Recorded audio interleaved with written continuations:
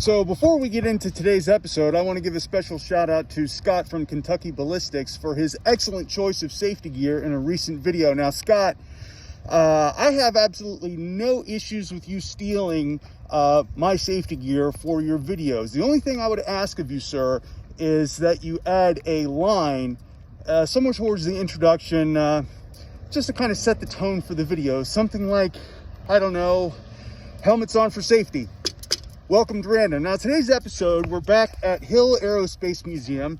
We're going to take a look at some planes that we didn't see before, and we're going to talk a little bit about them. And we're going to start with a couple of aircraft from Boeing, built at a time when they actually knew what they were doing, okay? So right here, we have a KC-135. Now, this particular aircraft is based off of the 707 in the civilian market, okay? Now, the 707 started what was known as the 7X7 family of aircraft for Boeing, right? Well, the KC-135, like I said, is based off of the 707. It's actually just a little bit wider, all right? So it actually has a little bit more cargo carrying capacity than a standard 707. Now, obviously, this particular aircraft has been modified to become an aerial refueler. That's the K part in KC-135. Now, the C stands for cargo. And if you look right here, you can see a hydraulic door. Now, that's where you load pallets in to go to different places, okay? So you got bases overseas that need particular parts or need gear or supplies. The KC-135 can still deliver it and carry a load of fuel to refuel aircraft in the air. Now, if you look back here, you'll see the fuel boom right there on the tail. That's how fuel is passed from one aircraft, being the 135 here, to others, say fighters, other cargo aircraft, so on and so forth, right? Now, the boom can also be modified with what's called a drogue. Now, that drogue is used to refuel Navy aircraft with fuel probes that poke out, right? Instead of fuel receivers like Air Force aircraft. All Air Force aircraft had fuel receivers that connect to the boom right there without modification. Navy aircraft require the drogues because, well, they're weird like that, right? Okay, so again, this is the 707 based off of, right? KC-135. Now, this is a later model, okay? The early models used turbojet engines. These are low bypass turbofans. Okay, now why we call them low bypass is this right here. And you can see the fan in front of these fixed stator vanes, okay? These fixed stator vanes, they help decrease turbulence in the air, right? So 90, okay, I shouldn't say 90, I should say about 10%. 10% of the total engine thrust provided by this engine comes from the fan. The rest comes from the core of the engine right here. And yeah, you can take a look down. Okay, well, that's all blocked off, so you can't really see that. All right, so when we say bypass, when it comes to turbofan engines, what we're talking about is the core of the engine spinning at 1 RPM and the fan spinning at another. It's what we call a coaxial turbofan, right? So you got two shafts. One connects to a turbine that is spinning the core of the engine only, all right? So we call that N1. That's the gas producer turbine, right? So as fuel and air is mixed and burned in the combustion chamber and is then channeled to the N1 turbine, the N1 turbine turns that part of the engine, right? And then the N2 turbine turns just the fan, okay? So technically, the engine is running at 2 different RPMs. It's usually about plus or minus 1% from N1 and N2. Anything more than that, and you get split needles. And when that happens, well, you get engine stall, you get engine failure, and basically all kinds of bad things happen. You don't want split needles on a coaxial turbofan. Ends very badly. Now, what's interesting about the KC-135s particularly One was modified specifically for the SR-71. What's cool about that aircraft, the KC-135 for that aircraft, is it could be refueled from 2 points on the ground at the same time. Now, a KC-135 will have wing tanks just like every other civilian aircraft, but it'll also have body tanks underneath all along the fuselage, even up into the tail. Okay, now the KC-135Rs and Ts that were made specifically for the SR-71, like I said, could be refueled by 2 different points on the ground at the same time. Now, the body tanks would carry JP7 for the SR-71, and the wing tanks would carry JP8 or JP6 for the KC-135 to fly on, right? Well, since the SR-71 no longer flies, the 135Rs and Ts only carry JP8 in all the tanks, and they cross feed. Theoretically, this aircraft can stay in the air as long as it has fuel in the tanks. Of course, that's a really long time, and pilots need at least 8 hours of rest every 12 hours to keep themselves sharp. And while there is a bunk in the back of the aircraft, and you'll see right here, that's the APU outlets for the exhaust. There's bunks back here just over top of where the boom operator would be. So that's kind of cool. That's the KC-135. It's been around for a good long while, and thanks to aircraft maintainers like myself and my editor, it'll be in the air for quite a bit longer. Unless, of course, the KC-46 actually takes off and starts seeing real world use, which Boeing, so who knows. Now over here we've got another aircraft built by Boeing at a time when they knew what they were doing. It's called the B-52, otherwise known as the Buff. Now you will know Buff as an acronym, right? It stands for big, ugly, fat fella. Yeah, fella. Anyway, this aircraft is interesting because it can carry in excess of 80,000 pounds of ordnance, not just internally. It's got 2 weapons bays on a special kind of launcher called a rotary launcher, right? So it rotates around and it drops ordnance one at a time until each of the rotor assemblies is completely empty. But it also has hard points, you can see here underneath the wings, where you can add extra ordnance, right? So that's kind of cool. All right, so the B-52, this thing has been around since the the early 50s, right? And this thing has been flying for so long that grandfathers, fathers, and even grandsons and granddaughters have been flying this aircraft for the past, 60, 70 years? And it's slated to continue flying for at least 100 years. That's a testament to just how well built Boeing used to make aircraft. Emphasis on used to. Now, the B-52 can fly in excess of Mach 1. How do I know that? I know that for 2 reasons. Number one, it is the only aircraft that was ever capable of launching the Pegasus test vehicle for the joint between NASA and the Air Force.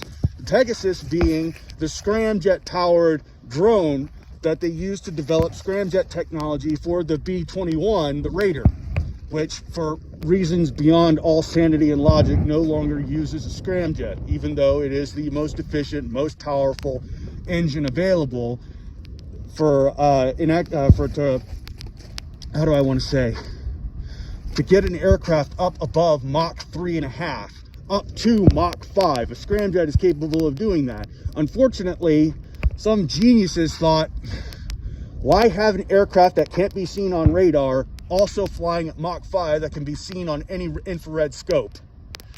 Their idea is it's better to be unseen rather than unseen and uncaught. Whatever. Anyway, the B-52 can go Mach 1 because it was used as a test bed for the Pegasus. It can also go Mach 1 because I talked to a pilot a little while ago, and she said, yes, the B-52 can go Mach 1. So that's cool. Now, in the back here, there used to be a 20 millimeter Vulcan chain gun, I should say chain cannon, poking out of the tail of the B-52. Now, this was the idea that you would want something to protect the tail of the aircraft from interceptor fighters. Okay, so if you look right here at the bottom of the tail, this cone right here used to be where the General Electric M61 20 millimeter Gatling cannon was put. Emphasis on was, because at some point the United States Air Force got the idea that having such a complicated device on the back of the aircraft made it maintenance unfriendly, so they didn't like it. So what they did was they removed the Gatling cannon, and they replaced it with some rather sophisticated radar jamming technology, a lot of which is still technically classified, and I can't really tell you about it. What I can tell you is it's pretty interesting. It's really cool what they got in the tail of this aircraft, or I should say the tail of the active duty aircraft. Now, there was a plan to use compressed natural gas in the engines of the B-52 to help extend its range, to help extend its efficiency, and to help it not smoke quite so bad. Well, unfortunately, that didn't exactly pan out for whatever reason. I guess it ended up being harder to do than the Air Force was wanting. So they weren't able to do that. But they did, for a time, have tanks of water that would feed water into the turbines, and that water would instantly become steam and increase the thrust of the engines without increasing fuel burn. It's what we call water burners. The 135 also had that, but of course, inevitably, when engines became more and more efficient, not needing quite so much fuel to produce quite so much thrust, the water burners went away. Again, maintenance intensive. It took a long time to get the aircraft working right with that particular setup, and the maintainers had a really difficult time with it. So it's kind of a pain. Same thing with the B-52, okay? So anytime this aircraft goes above Mach 1, it basically has to be in the hangar for a solid 30 days. For every flight hour this aircraft makes, it needs 100 hours of maintenance. Thereabouts. I'm gonna go ahead and tell you right now, folks, that's a ballpark estimate. Okay, so we're gonna move on here. Probably head inside, because I don't know if you can tell, it's a little on the wet and or cold side. Let's carry on. Okay, so now we're out here at the B-1, otherwise known as the Bone. Okay, so this aircraft was made by Rockwell, not Boeing. I need to stipulate that because, again, those two aircraft we were talking about earlier today were both built by Boeing at a time when they actually knew what the hell they were doing. Days gone by. Anyway, the Rockwell B-1 is a variable wing configuration supersonic bomber with three weapons bays, okay? Now, each of these weapons bays has a rotary launcher, just like the B-52.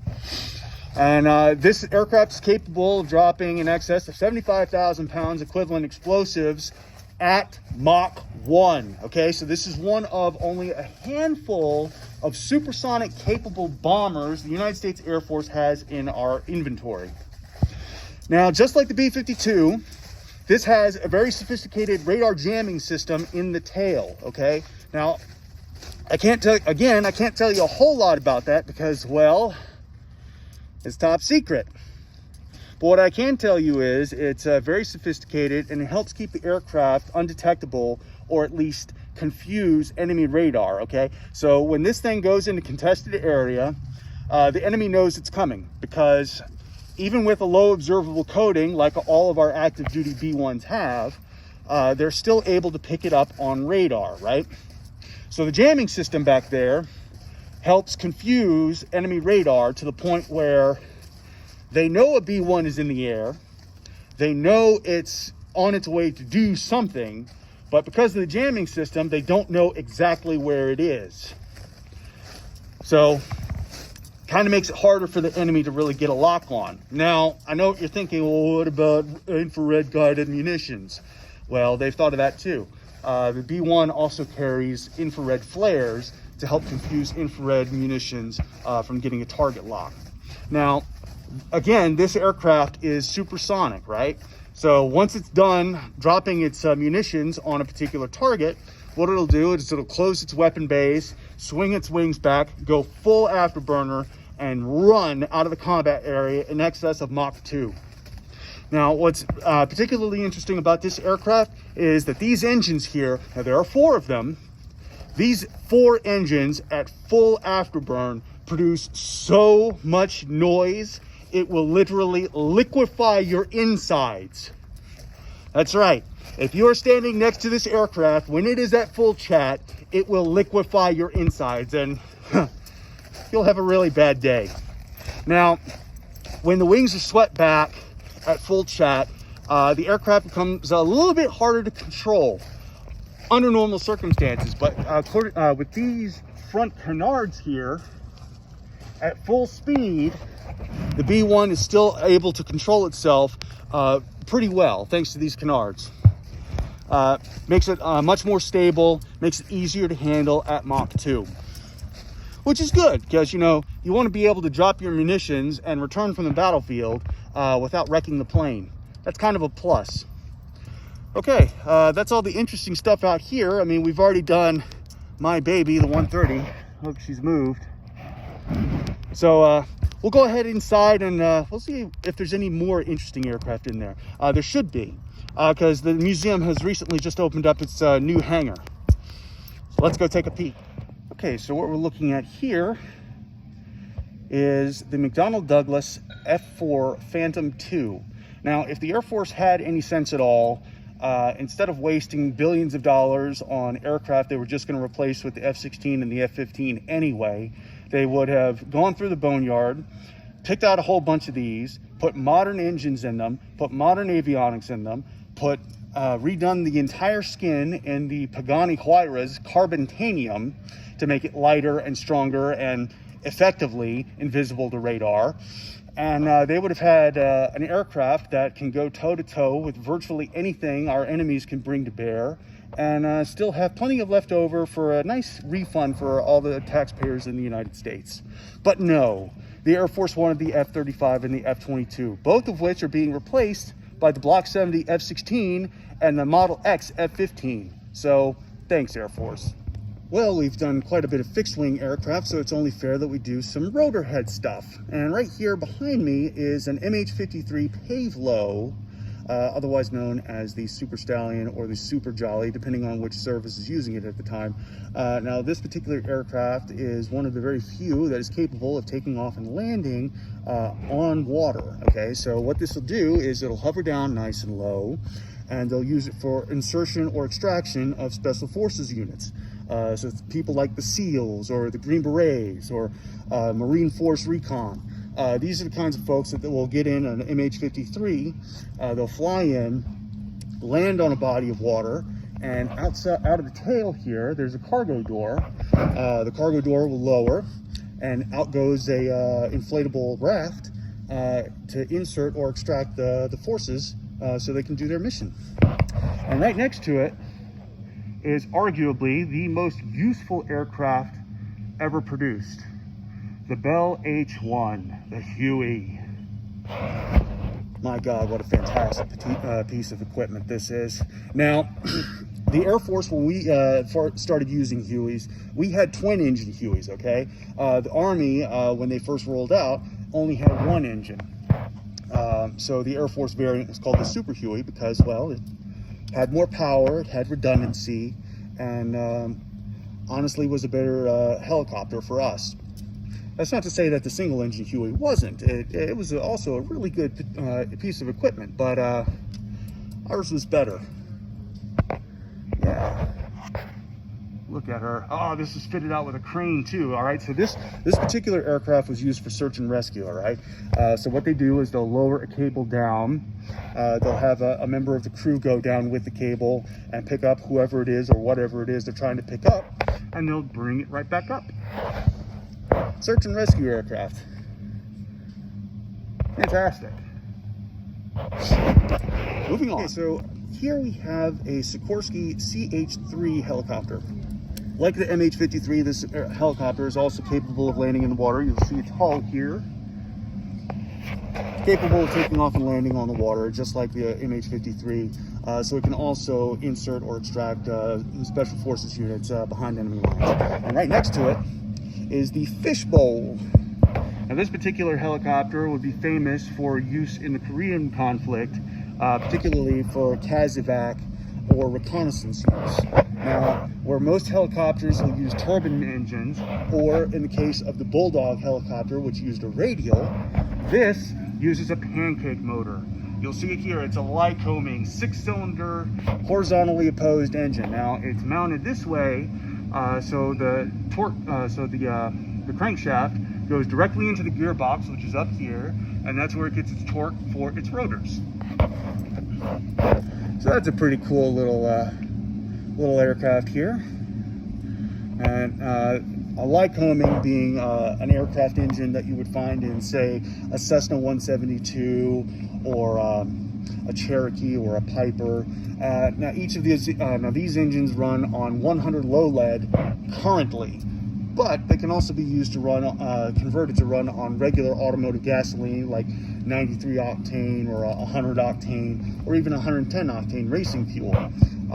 Now none of those fuels have lead in them, which is a good thing because car engines don't like lead anymore. It basically trashes the electronics and it screws everything up. But these engines here are specially designed to run on them. You just have to run them a little on the lean side, otherwise you'll get buildup. But yeah, look at all these controls here. You got your inputs for your engine, you got your controls for your rotors, the main rotor up there, and of course the tail rotor being used for anti-torque. The anti-torque rotor, of course, also used for turning on a dime, okay? So what you do is you increase or decrease the pitch one way or another for the tail rotor, and that allows you to turn or rotate 360 degrees left or right. So that's pretty cool. All right, moving on. So, you wanted to know the difference between a turbojet and a turbofan? Well, here it is. This is a J79 turbojet engine from General Electric. And you'll see here it has 3 turbines. These turbines, of course, being used to catch expanding gases from the combustion chamber to turn the engine. Of course, this is a single shaft engine, meaning all 3 turbines are connected to a common shaft, which turns the compressor section right up here. And you'll notice that this turbojet engine does not have anything that it turns other than itself. Okay, so all 3 turbines turn the compressor section. That's where it gets its thrust. That's where it gets its power. Versus a turbofan or a turboprop, which uses a turbine like this and turns either a common shaft going up to the turboprop, which has a reduction gearbox. That's where it gets its torque to produce its forward thrust. Or in the case of a turbofan, the turbine will turn a fan only. Again, that's a split spool or coaxial engine, and it would have 2 shafts turning inside. Well, that's about it for today here at the Hill Aerospace Museum. Unfortunately, their new hangar is yet to be open. It's supposed to be open sometime in the next 2 weeks or so. But if you can see, they got some really nice stuff in there. Chief among which is the A-10 Thunderbolt II. We'll be talking a little bit more about that when the hangar opens up. And now they're supposed to also have what is effectively the Taylor Swift of aircraft in there, the U-2. What a piece of junk that was. So we'll talk a little bit about that particular obsolete piece of garbage, and also what replaced it, the totally awesome and unfathomably cool SR-71, which is also in there somewhere. So look forward to it, and as always, keep it random, folks.